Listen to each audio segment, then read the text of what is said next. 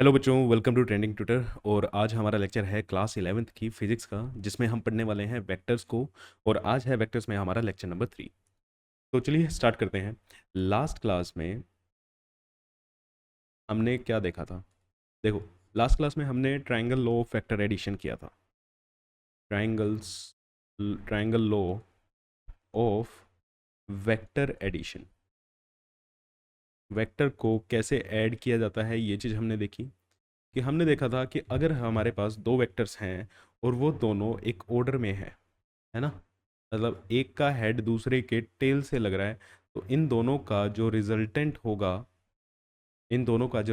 होगा वो इनके ऑपोजिट ऑर्डर में होगा। ठीक है, वो इनके ऑपोजिट ऑर्डर में होगा। तो हम कैसे लिखेंगे? ए वेक्टर प्लस बी वेक्टर, जिसको हम रिजल्टेंट वेक्टर आर से शो करते थे। ठीक है, इतनी बात हम कर चुके हैं। और इसका रिजल्ट क्या आता है ना? अब ये आर वेक्टर है। आर वेक्टर क्या है? हमारा रिजल्टेंट वेक्टर। रिजल्टेंट है। अब इस रिजल्टेंट का एक मैग्नीट्यूड होगा। ठीक है, मैग्नीट्यूड का फॉर्मूला क्या बना था हमारा? अगर इस हिसाब से लिखें तो A square plus B square plus 2ab cos theta. और थीटा क्या था? थीटा एंगल था ए वेक्टर और बी वेक्टर के बीच में। और इसकी जो डायरेक्शन आई थी, ठीक है, डायरेक्शन कैसे आई थी? Tan alpha is equal to b sine theta upon a plus b cos theta.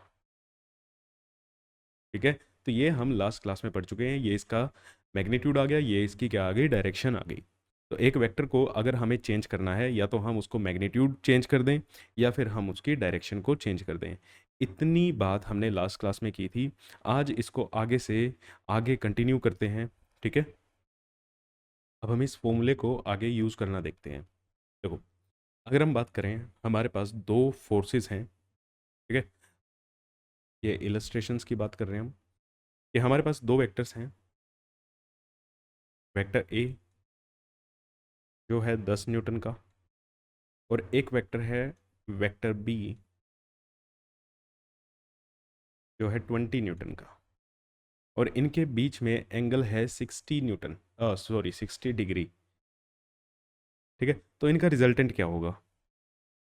ठीक, इनका रिजल्टेंट क्या होगा? अब ये फोर्स वेक्टर है, न्यूटन में आपको पता है किसकी यूनिट होती है? फोर्स की यूनिट होती है। मीन्स ए का मैग्नीट्यूड क्या हो गया हमारा? 10 न्यूटन। बी का मैग्नीट्यूड क्या होगा हमारा? 20 न्यूटन। थीटा की वैल्यू कितनी हो गई हमारी? 60 डिग्री। इनका जो रिजल्टेंट बनेगा, क्या वो ऐसे बनेगा? ठीक है, रिजल्टेंट बनेगा हमारा ये आर वेक्टर, जिसको हम कैसे लिखेंगे? ए वेक्टर प्लस बी वेक्टर। इन दोनों को जोड़ के आएगा। जोड़ना भी कैसे? वेक्टर सम करेंगे। तो आर वेक्टर है। अगर मैं इसका मैग्नीट्यूड बात करूं, सिर्फ अगर मैं सिर्फ इसके मैग्नीट्यूड की बात करूं, तो मैग्नीट्यूड कैसे आएगा? ए का स्क्वायर प्लस बी का square plus 2ab cos theta. ठीक है, वैल्यू डालते हैं, स्टेप बाय स्टेप करते रहेंगे। 10 का स्क्वायर प्लस 20 का square plus 2 into 10 into 20 into cos 60। कितना होता है? 1/2 लिख दें। ठीक है, चलो जी, 1/2। ये हमारा हो गया। ये टू से ये टू कैंसिल, तो ये टोटल कितना आ गया? 400, 500 और 500 प्लस ये 200, मतलब 700। तो 10√7। ठीक है, और यूनिट क्या आएगी? न्यूटन। क्यों आएगी न्यूटन? भैया दो, ठीक है, न्यूटन में न्यूटन ऐड करोगे तो क्या मिलेगा? न्यूटन ही तो मिलेगा ना। तो रिजल्टेंट क्या आ गया? 10√3। अगर मैं इसकी डायरेक्शन की बात करूं, ठीक है, अच्छा चलो डायरेक्शन को छोड़ते हैं। डायरेक्शन को हम छोड़ देते हैं। अब हम ये बात करते हैं कि ये दो वेक्टर्स ना, इनका एंगल चेंज करते हैं। मीन्स हमारे पास ये चीज़ थी, एक वेक्टर था 10 न्यूटन का, एक वेक्टर था 20 न्यूटन का, उनके बीच में एंगल था 60 डिग्री का। ठीक है, अब मैं ऐसा करता हूं कि हमारे पास दो वेक्टर्स हैं। ठीक है, ए वेक्टर 10 न्यूटन, बी वेक्टर भी क्या है, 10 न्यूटन का ही है, और इनके बीच में एंगल कितना हम लेते हैं, 60 डिग्री। इनके बीच में हमने एंगल कितना लिया, 60 डिग्री। ठीक है, तो ए वेक्टर का मैग्नीट्यूड कितना हो गया, 10 न्यूटन। बी वेक्टर का मैग्नीट्यूड कितना हो गया, 10 न्यूटन। ठीक है, डायरेक्शन कुछ मर्जी हो, ईस्ट वेस्ट जैसे भी हैं, उनके बीच में एंगल कितना बन रहा है, 60 डिग्री बन रहा है। अब कोई बच्चा यहाँ पे बोले कि सर आपने सिर्फ ये यहाँ पे तो वेक्टर शो कर रखा है, यहाँ पे वेक्टर की टर्म में कुछ लिखा नहीं है। भैया मैंने इन दो वेक्टर्स की ना डायरेक्शन दिखा दी कि आपस में ये कितने डिग्री पे हैं, 60 डिग्री पे हैं। तो अगर मैं इनके रिजल्टेंट की बात करता हूँ, अगर मैं इनके रिजल्टेंट की बात करता हूँ, तो रिजल्टेंट का मैग्नीट्यूड कैसे निकलेगा बच्चे, very good, a² plus b² plus 2ab cos theta. हाँ जी, ऐसे ही निकलेगा, बहुत बढ़िया। वैल्यू डालो, 10 का स्क्वायर प्लस 10 का स्क्वायर प्लस 2 × 10 × 10 इंटू 1/2। ये 2 से ये 2 कैंसिल, कितना आया, 100, 200 और ये 300। 300 मीन्स 10√3। कितना आया, 10√3। चलो, अगर इसकी मैं डायरेक्शन भी निकालता, tan alpha is equal to b sine theta upon a plus b cos theta. तो b 10 × साइन 60 कितना होता है, साइन 60 कितना होता है, √3/2 अपॉन 10 + 10 × 1/2। ऐसे ही आएगा, ये कितना आ गया, 5। तो 10/15, 5√3/15, ये कितना आएगा, 3। तो कितना आया हमारे पास, 1/√3। ये किसकी वैल्यू आई है, ये वैल्यू आई है tan अल्फा की। ये किसकी वैल्यू आई, tan अल्फा की हमारे पास वैल्यू आई। देखो रिजल्टेंट का मैग्नीट्यूड आया 10√3, और यहाँ पे यूनिट लगा लेना, और tan अल्फा आया हमारे पास 1/√3। यहाँ से अल्फा की वैल्यू आ गई 30 डिग्री। मतलब रिजल्टेंट की डायरेक्शन ए वेक्टर से कितनी है, 30 डिग्री पे है। ठीक है जी, बहुत बढ़िया। अब अगर इस स्टेटमेंट को मैं ऐसे कर दूं, सेकंड इलस्ट्रेशन, और सेकंड करने से पहले भैया जहाँ पे भी शेयर कर सको तो इस चैनल को शेयर कर लेना, क्योंकि यहाँ पे आपको 11th-12th का पीसीएम का कोर्स फ्री मिलता है। ठीक है, टेलीग्राम चैनल पे आपके जो डाउट्स हैं वो सोल्व कर दिए जाते हैं, जो नोट्स हैं आपको वो प्रोवाइड किए जाते हैं। जेई मेंस और एडवांस के हिसाब से ये कोर्स आपका चलेगा।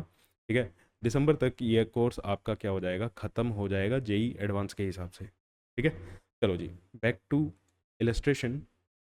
सेकेंड इलस्ट्रेशन की बात करें, ए का मैग्नीट्यूड 10 न्यूटन, बी का मैग्नीट्यूड भी 10 न्यूटन, और इस बार एंगल हमने कर दिया 90 degree.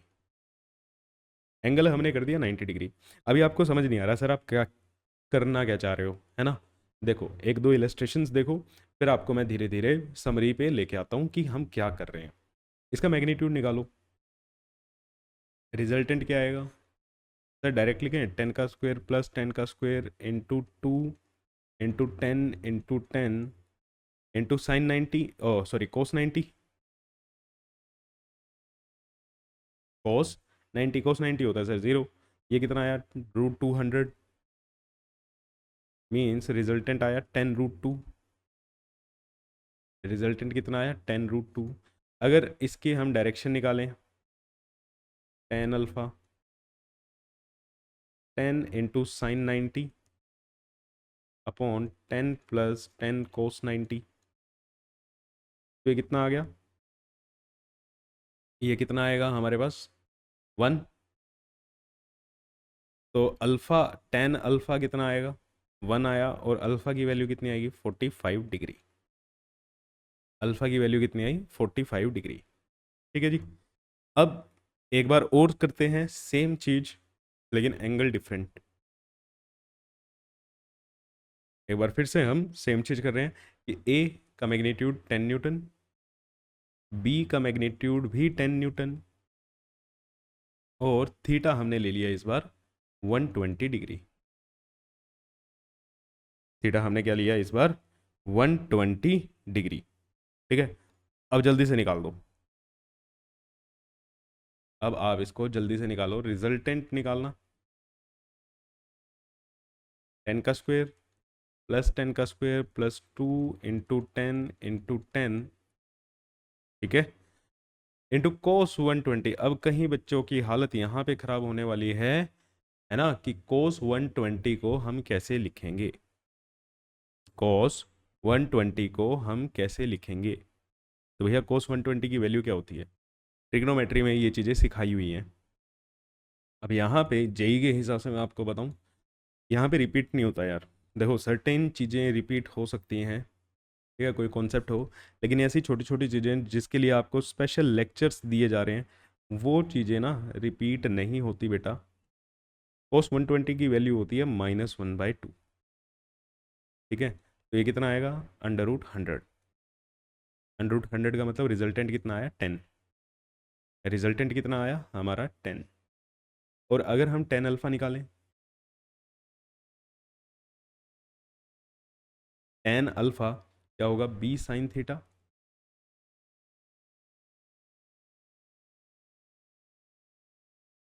10 sin 120 plus 10 + 10 cos 120 degree. अब साइन की भी वैल्यू, साइन 120 होता है √3/2, ठीक है। 10 × √3/2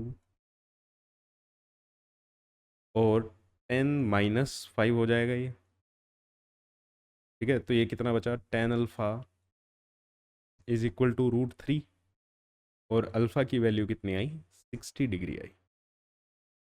अल्फ़ा की वैल्यू कितनी आई, 60 डिग्री आई, ठीक है। अब देखो, अब मैं आपको बताता हूँ कि हम कर क्या रहे हैं। पहले एग्जाम्पल में एक केस हमने लिया जब हमारा ए की वैल्यू, ठीक है, 10 थी,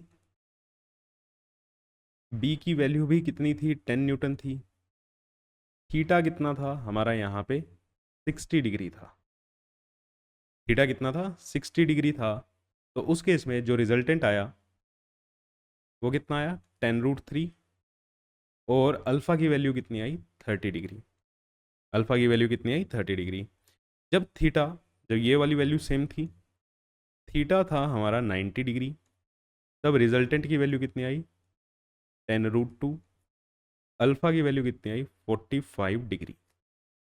जब हमारा ए और बी सेम था, थीटा की वैल्यू थी 120 डिग्री, थीटा की वैल्यू थी 120 डिग्री, तो हमारा रिजल्टेंट कितना आया, 10, और अल्फ़ा की वैल्यू कितनी आई, 60 डिग्री। अब यहाँ से क्या चीज़ सीख रहे हो कि भैया अगर हमारे पास दो वेक्टर्स ऐसे हैं जिनका मैग्नीट्यूड सेम है, जिनका मैग्नीट्यूड सेम है, दो वेक्टर सेम मैग्नीट्यूड के हैं, अगर वो एंगल दो 60 डिग्री पे हैं, तो उनका रिजल्टेंट कितना होता है, √3 times of their magnitude. √3 times हो जाता है मैग्नीट्यूड का। देखो 10 मैग्नीट्यूड था, तो इधर 10 √3 आया। अगर वो 90 डिग्री पे हैं तो 10 √2। अगर वो 120 डिग्री पे हैं तो रिजल्टेंट सेम आएगा। और एंगल में क्या फर्क देख रहे हो कि भैया हर बार एंगल रिजल्टेंट जो है उनके बीच में से क्रॉस कर रहा है। दो वेक्टर 60 डिग्री पे हैं, रिजल्टेंट 30 डिग्री पे आ रहा है। दो वेक्टर 90 डिग्री पे हैं, रिजल्टेंट 45 डिग्री पे आ रहा है। दो वेक्टर 120 डिग्री पे हैं, इक्वल वेक्टर की बात कर रहा हूँ, मतलब सेम मैग्नीट्यूड के वेक्टर्स की बात कर रहा हूँ, और 120 डिग्री पे हैं, तो उनका रिजल्टेंट उनके बीच में से पास कर रहा है, कहाँ से, 60 डिग्री के एंगल से। कहाँ से पास कर रहा है बेटा, 60 डिग्री के एंगल से पास कर रहा है। तो यहाँ से अब चीज़ें समझ आई कि हम क्या कर रहे थे बार बार, ठीक है। एक तो प्रैक्टिस हो ही रही है, ठीक है ना भाई, प्रैक्टिस तो हमारी चल ही रही है। तो हम यहाँ से समरी क्या लिख सकते हैं,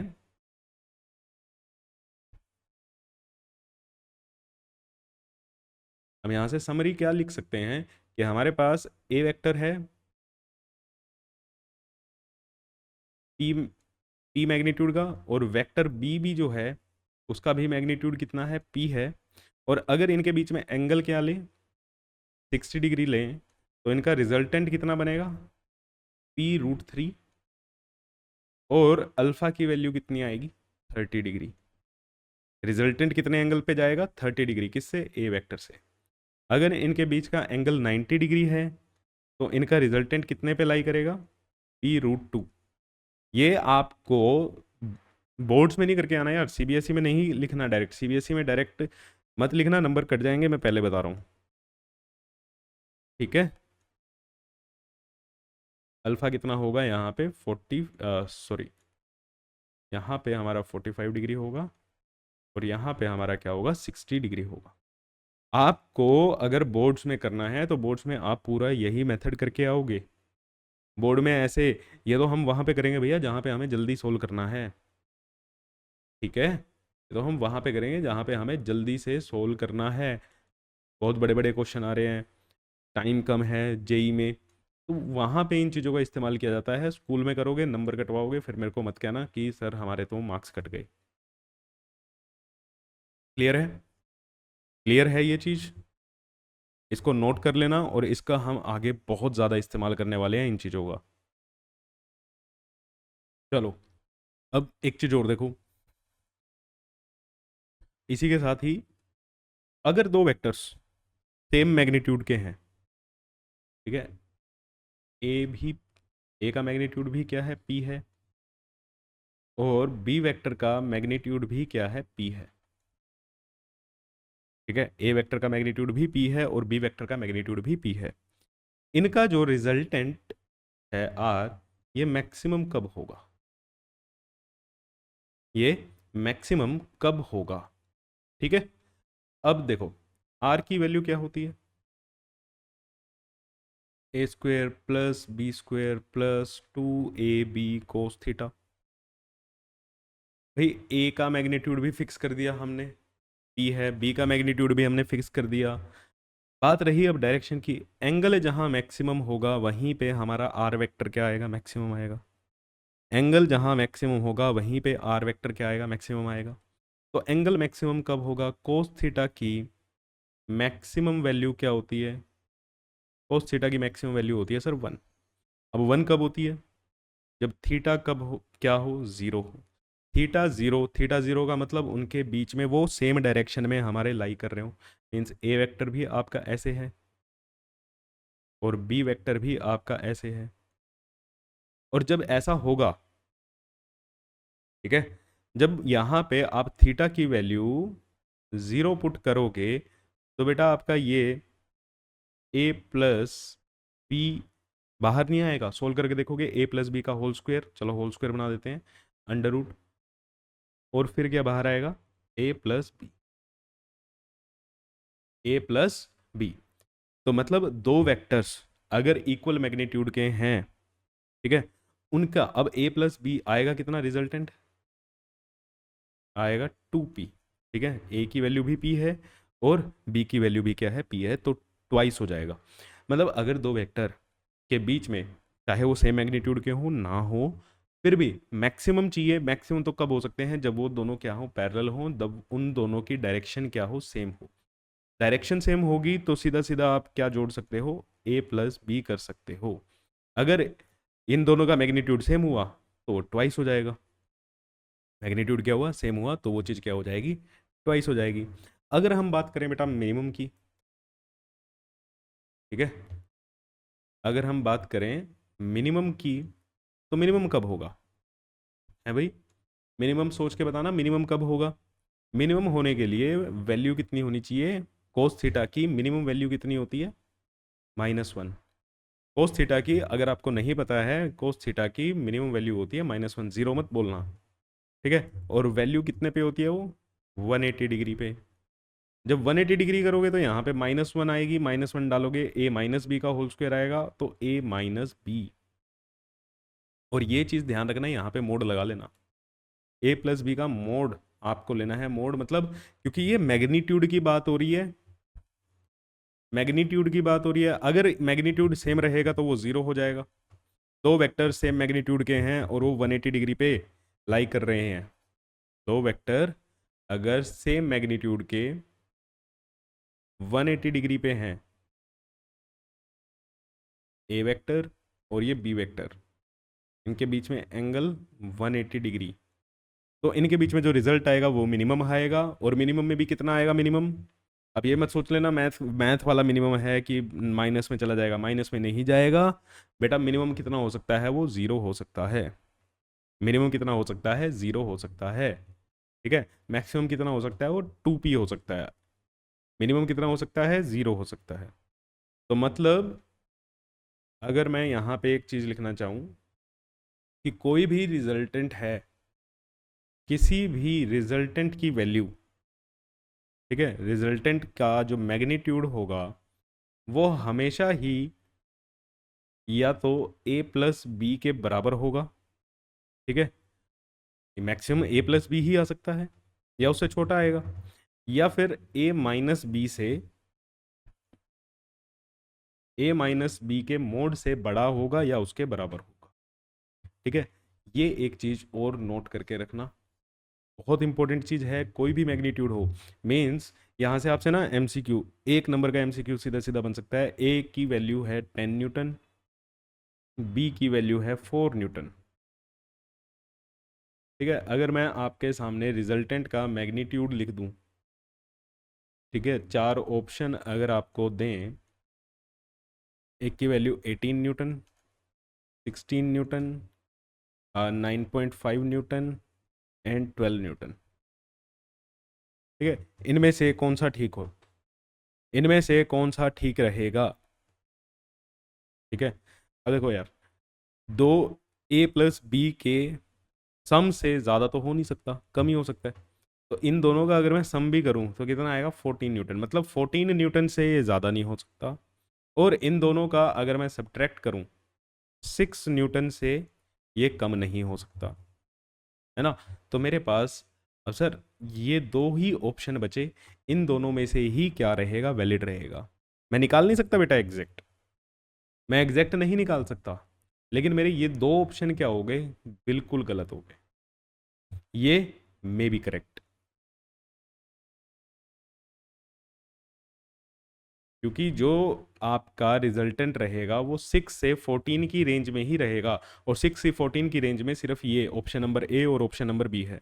मैंने यहाँ पे जान के एक ऑप्शन नहीं लिखा, लिखने को मैं इसको 5.5 लिख देता, है ना, फिर हमारा आंसर सिर्फ ए ही आता। लेकिन समझो, यहाँ पे आप कहोगे कि सर आपको कैसे पता 12 न्यूटन है ना। मुझे नहीं पता बेटा, क्योंकि मुझे एंगल ही नहीं पता। जब तक एंगल नहीं पता होगा मैं दो वेक्टर्स को जोड़ ही नहीं सकता।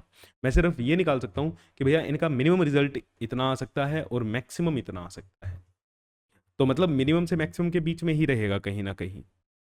ठीक है, मिनिमम से मैक्सिमम के बीच में ही रहेगा। रिजल्ट 6 से 14 के बीच में ही रहने वाला है, 6 से कम नहीं हो सकता और 14 से ज़्यादा नहीं हो सकता। बात समझ आई, क्लियर है जी। चलो बहुत बढ़िया। तो ये रिजल्ट आपको याद रखना है, एमसीक्यू में बहुत ज़्यादा पूछा जाएगा। ठीक है, स्कूल में कॉन्सेप्चुअल क्वेश्चंस में ये चीज़ें आपसे पूछी जाती हैं। क्लियर हो गया। चलो, अब एक क्वेश्चन है आपके सामने, इस क्वेश्चन को सोल्व करो भाई। Find the angle between two vectors having magnitude. हमें एंगल निकालना है दो वेक्टर्स के बीच में जिनका मैग्नीट्यूड है 5 न्यूटन और 5√3 Newton. If the magnitude of their resultant is 5 Newton, अगर उनका रिजल्टेंट का मैग्नीट्यूड 5 न्यूटन है तो, ठीक है, अगर उनके रिजल्टेंट का मैग्नीट्यूड 5 न्यूटन है तो। क्लियर है जी। चलो भाई बताओ कैसे करें। रिजल्टेंट दिया हुआ है, मतलब ए की वैल्यू आपके पास है 5 न्यूटन, बी की वैल्यू आपके पास है 5√3 न्यूटन, और आर की वैल्यू आपके पास है 5 न्यूटन। तो आर हमें पता है क्या होता है, a² + b² + 2ab cos theta.